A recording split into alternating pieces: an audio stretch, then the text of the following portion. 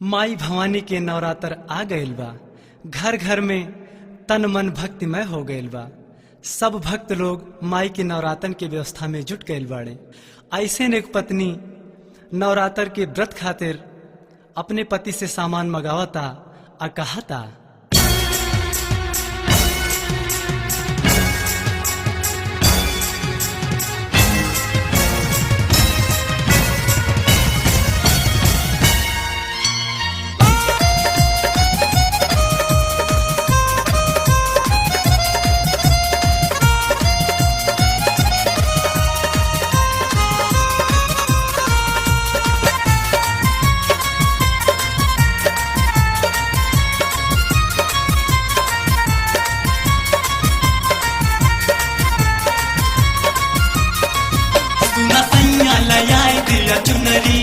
सुना सैया लयाई दिया चुनरी दुर्गा भवानी के नवरात्र कारी। सुना सैया लयाई दिया चुनरी, सुना सैया लयाई दिया चुनरी माई भवानी के नवरात्र कारी।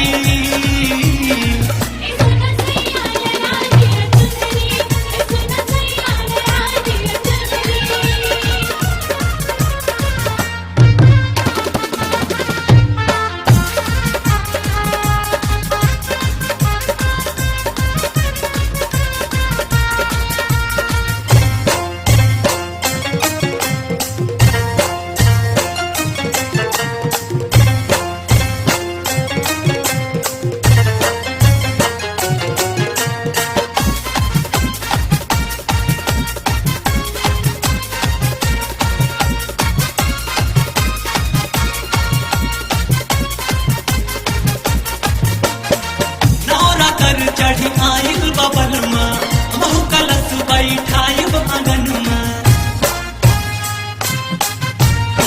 नवरात्र चढ़ी आयल बबल में महु कलश बैठायब आंगन में।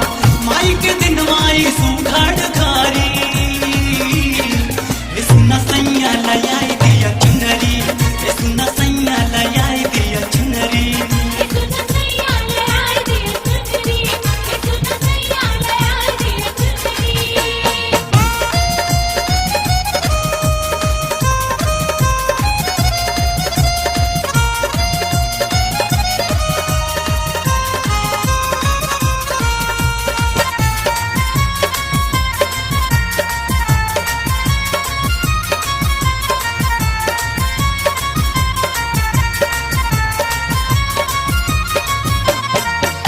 बेसाई के फूल अगरबत्तियाँ लौटानी अम्मा के बिरवा के पतिया।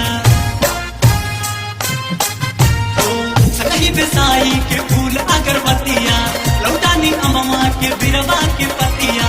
वहरा के घरवा से लैली हगरी। सुना सैया लयाई दिया चुनरी, सुना सैया लयाई दिया चुनरी।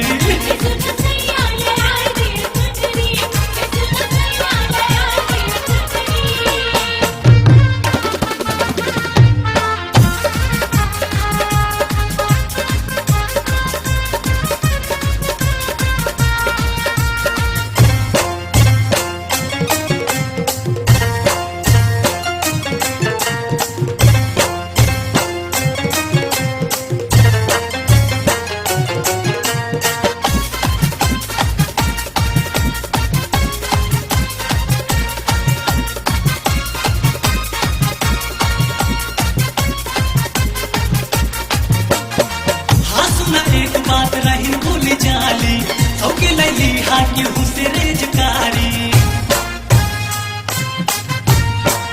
सुना एक बात रही भूल जाली सौके लैली हाकी हुसरे जकारी। आखिर कुछ दक्षिणा कन्या का देके पारी।